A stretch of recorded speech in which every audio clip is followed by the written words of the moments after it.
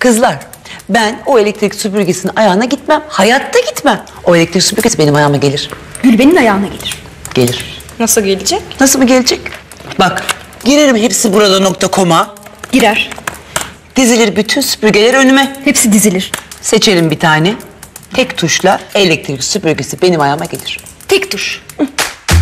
Ayağına gitme, her şey ayağına gelsin. Ding dong.